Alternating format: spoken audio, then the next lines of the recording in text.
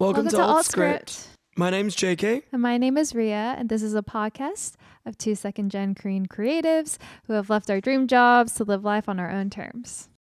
Amazing. So this is our season finale. Our last... we made it. Been talking a lot about ourselves. But this last episode, we'll be talking about the different environments that shaped our outlook and our approach to life now. Mm-hmm. And because, obviously we've been living in different cities, being surrounded by different people, a lot of different external factors have influenced where we're at today. Yeah. So we'll dive a little bit more into that. Yeah. I think that's really important, right? Because I think for us to, we've lived globally. We've traveled a ton and done work a ton in different countries. And so I think that also influences why maybe we have a different approach to life and why we maybe think a little bit For sure. outside mainstream lines. And so I think this will help give a lot of context too. Yeah. I mean, do you want to start? I can start. Why don't you start? Okay, I'll start. So like I've mentioned plenty of times prior, I did spend a good amount of time of my 20s, I would say 5 years actually, working overseas. Maybe even longer than that, to be honest. 2015 till I think we moved back to the States 2022. Okay, 7 years. 7 years. Okay. Yeah, 7 years. Oh my God. Okay, yeah, I gave my 20s away to working overseas. And that really, definitely affected me because I was doing a lot of volunteer work while I was freelancing and doing design work. But volunteer was my main priority. And so like it took me to places like Nepal, doing a lot of work for like remote villages, installing like water filters, and then did work in the Middle East and in Africa, working a lot with refugees. And that was super confronting. I think that really shifted my perspective of, okay, life is more than just getting money and living like this like immaculate life. Like being confronted with, people that were forced out of their daily lives, not of their own choosing, like displaced because of war. That really shook me to the core and always stayed with me of like, okay, Riya, you can never forget that there is way more to life than just living a comfortable one. That there is suffering, but the real heroes and the ones that are really making impact are the ones that sacrifice their time and their efforts to help give these people the resources and tools to rebuild, right? And I think that really sat with me for a long time too. And then after that time in Africa and in the Middle East, that's when, my husband and I went to London for studies, and I was helping staff a training school with that volunteer organization. And that's also when COVID hit. So this was like our kind of transition out of full-time volunteer work. And then COVID is what thrusted me back into the corporate world. Like I mentioned prior. And in that period, like this is one thing I really admired about London or in England in general. There's so many charities, like so many. I was like, wow, this is incredible. Like there's a lot of rich history. And it says a lot about their hearts, I think. Like, I found, British people to be very thoughtful in their actions and how they engage with the world and how they engage with other people. And that was really inspiring. But yeah, it just made me start thinking more about, okay, yes, design is my skill set. That's what feeds me. But yeah, how could, I just use this skill to be of more impact. And so I was like, okay, I was thinking about, for instance, Tom's. Everyone knows Tom's shoes, right? Their whole model in the past was like, every shoe you buy, they'll donate one free. And everyone in the West loved that, ate that up. And I don't know if you've heard about when helping hurts, of the actual impact that did to like the textile or like, you know, shoe industries in Africa. Actually destroyed them. And so people that cobblers, shoemakers were out of jobs because there are a ton of free shoes being dumped into their communities. And it's like, oh, that wasn't very sustainable. That actually wasn't really helpful. A lot of these kids, you know, even prefer to be barefoot. You know what I mean? So, you know, and seeing that in real life too, like in these refugee camps, like outside of them would be like, it's like marketplaces full of clothing, that were obviously donated by Western countries. Like there was like, I remember I saw like a sweater from like a Colorado high school being sold in the market. See, these things were donated to be given for free to these refugees, but the community knew if it was just given for free, the whole like clothing economy would crash in that region. So what they did was the locals were reselling them. Yep. And I was like, oh, like, yeah, like how do we rethink how we help people? You know, whether it's within fashion, whether it's within design, whether it's, you know, whatever business we use as the vehicle to bring impact and help. Those things like really left a mark on me. And so, yeah, when I was in London and then seeing all these charities and how they're, you know, all their different like ways of like engaging with the communities, I was like, it made me really think, okay, if I were to ever do this, not as simply as a volunteer, but if I were to build using my skill sets for something to bring about change and impact, like I have to really think about sustainability. To bring actual cultural and systemic like reformation rather than just like, here's $10 or here's $100, hope this changes your life. Not disqualifying or invalidating those gestures. It's just my mind, my heart, because I've been so confronted with like refugees being stuck in a camp for like 5 to 8 years, is like, okay, how do we build opportunity for these people? And so I think that's what really forced me to think more long-term change, long-term operations and strategies. And so I think, yeah, that time in that volunteer world really like kind of like bled into even like my time at my creative agency that I was like heading up the video department at. Even there, I was thinking long-term, like how do I build this system, even though it's not like charity, like how do I build this system, our processes, so that there's long-term sustainable impact even within the team, so that the team doesn't burn out so fast. Like what can we implement so that, yes, we're still efficient and productive, but also that they feel taken care of so that they have enough energy to put back into this machine, right? So like my mind then was always starting to think that way, and I think that's never left. That hasn't left. I think if anything, it's like I want to do that even more, and I'm like, I don't know what that looks like. Yeah. How could it? I mean, Yeah. it was not only a long period of time, but it's such a huge, impactful, significant sort of, you know, global sort of perspective on life that you gained during that time. I'm actually surprised that you were able to go from that world to the corporate world, you know, as opposed to the other way around. I did things very backwards, I think. And I think that's what's also so jarring. Because I think that's why I fell into depression when I went to London and got like thrown into corporate. Because something so fulfilling, I was like spit out of it. Yeah. And it wasn't because I wanted to really either. And I had to really grapple and wrestle with that of like, oh, this is weird. Like I actually didn't want this, but then I kept riding that ride because, you know, after COVID, it wasn't just like because people were asking me like, why didn't you go back after COVID was over? Like, why didn't you go back?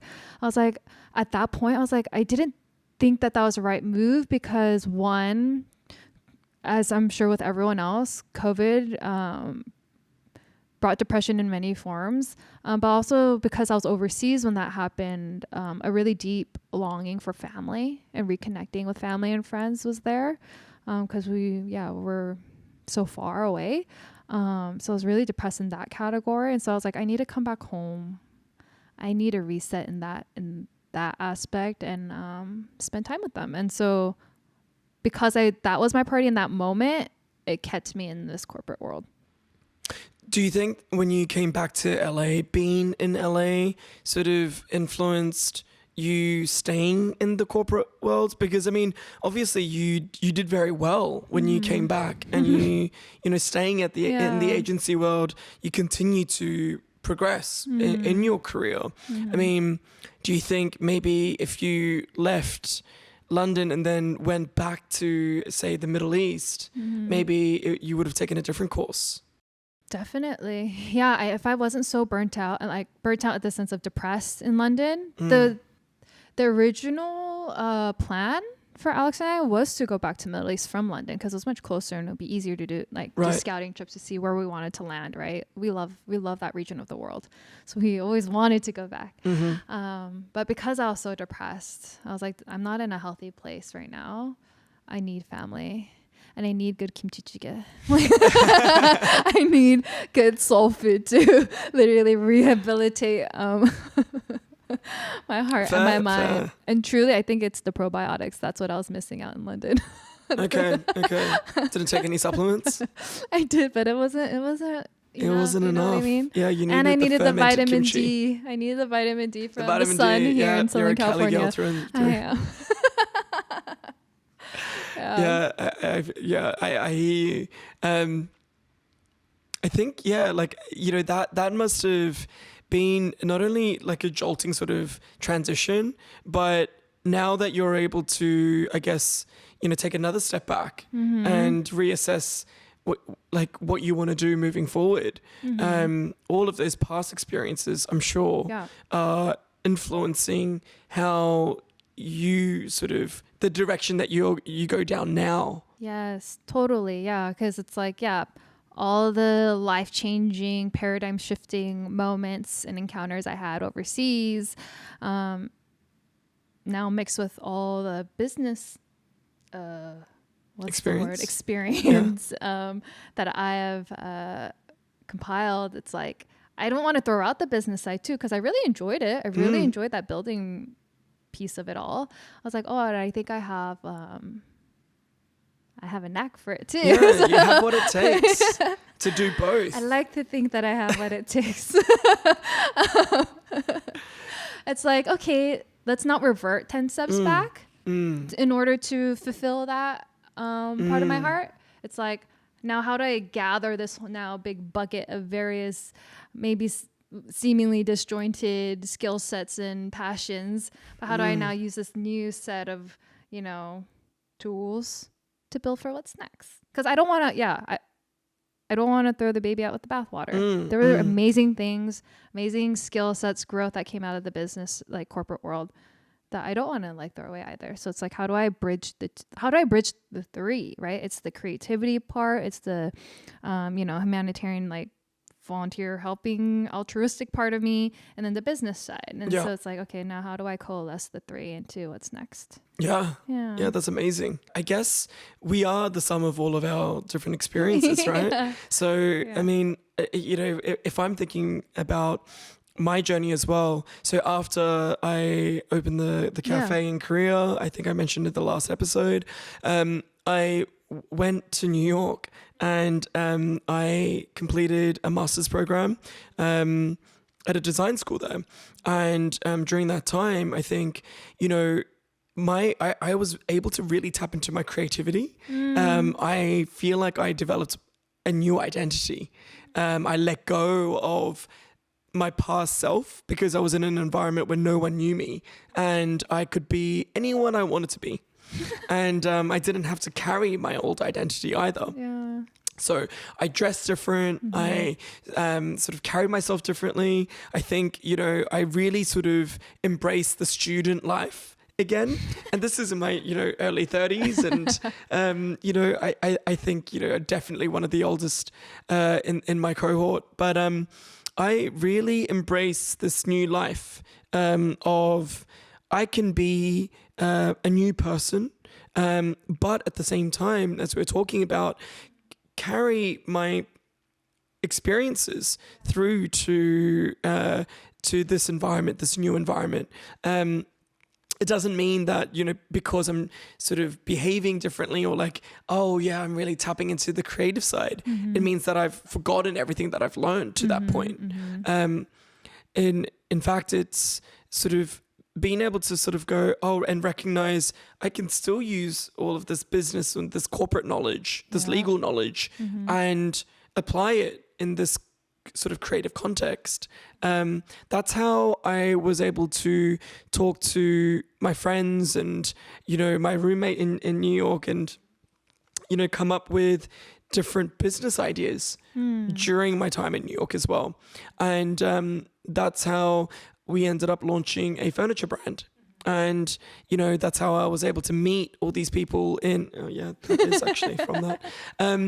And, it sort of, I guess, take additional like new risks and in different directions in ways that I didn't think were even possible as I set out on that New York chapter.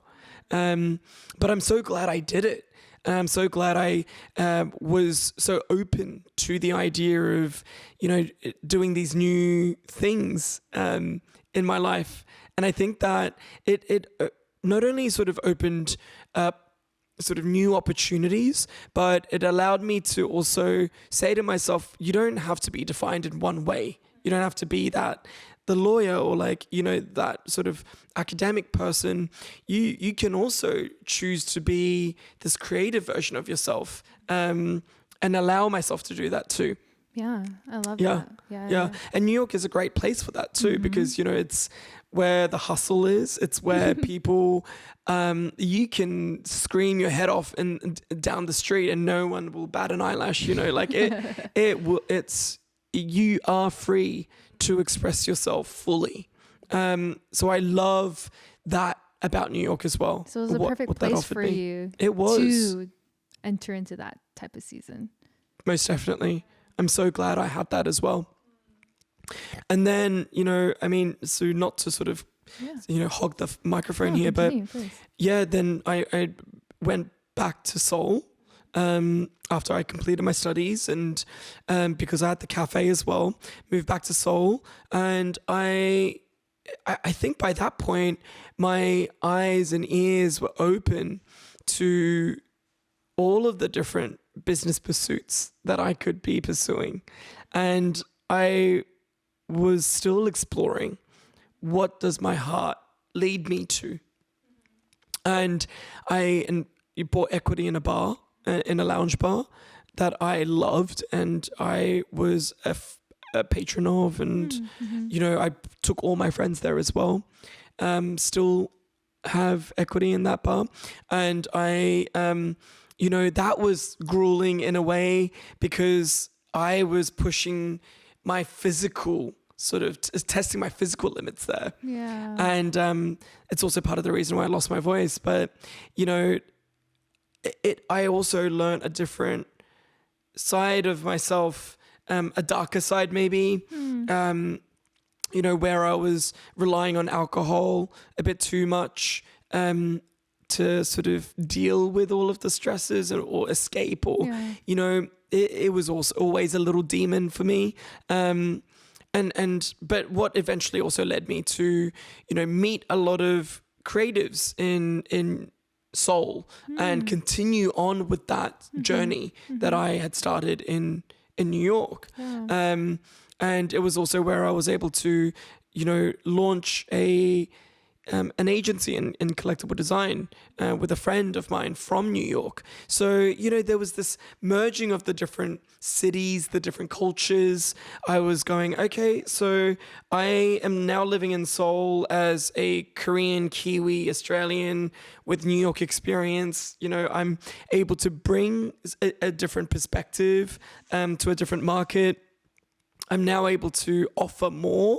How can I leverage this? Yeah. How can I build and organically grow a community that is interested in design, but also do it in a way that's authentic and, bridging the gap between the different cultures. So that's, I think, where I started to sort of develop a keen interest in becoming more of a cultural sort of ambassador, bridging, the East and the West together.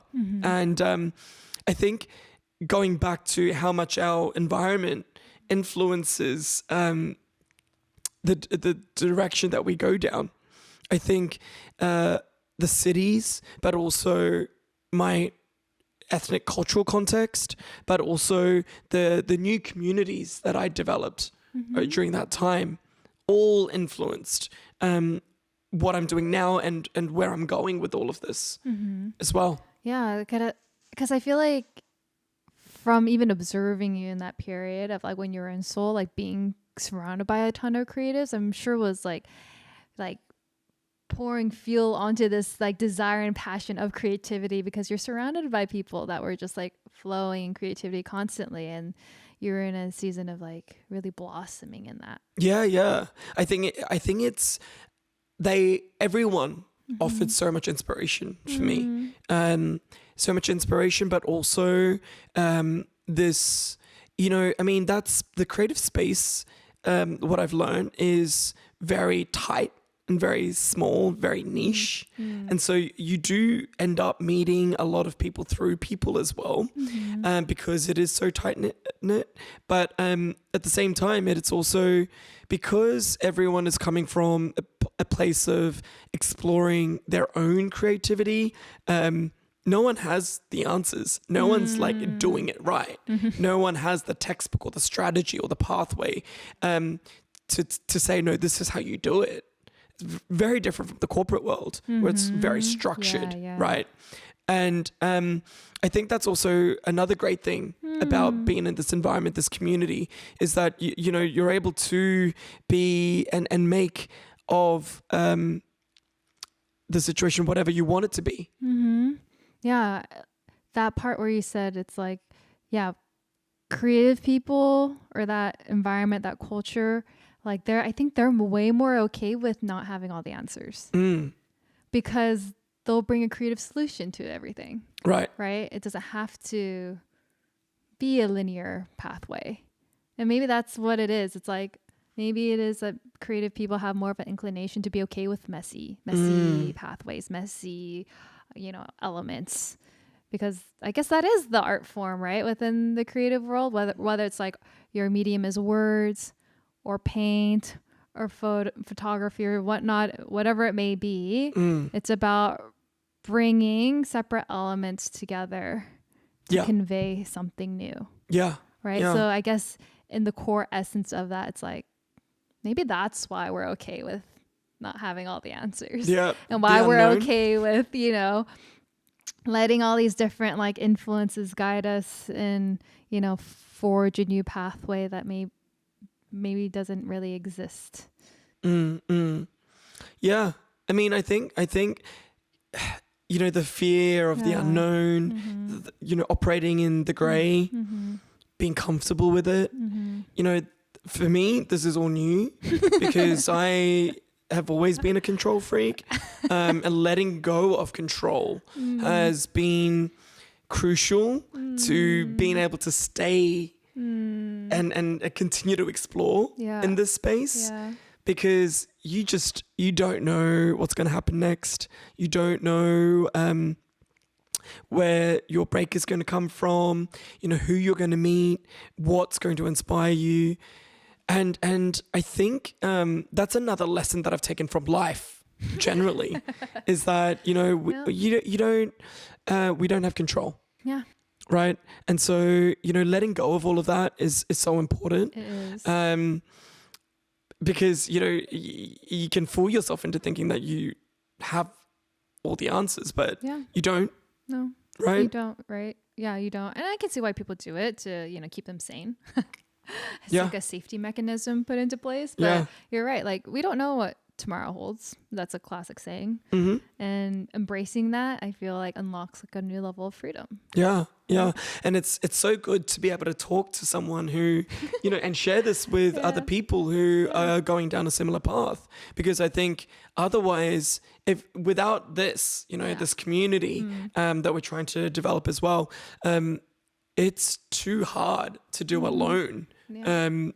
you know, you would drive yourself crazy, Yeah, actually. totally. And it'd be so easy to just throw in the towel and say, you know, I'm done. I can't handle this anymore. Exactly, which Yeah. is exactly why we want like the next season to invite like our friends that have like done the same to just continue this dialogue. Mm-hmm. And so we're really excited to bring that to you guys. Yeah, yeah. You know, thanks for joining us for the Yeah. first season, where we've been sharing a lot about our respective journeys and, you know, what really brought us to this point. But in the next season, we'll be inviting a few friends along, and we'll be able to, you know, get some insight to how other people have been dealing with this change and how they've been rebuilding as well. Exactly. Yeah. Yeah. Super excited. Thanks to you guys for sticking with us throughout the 6 episodes, and we'll see you guys soon. Okay. Bye.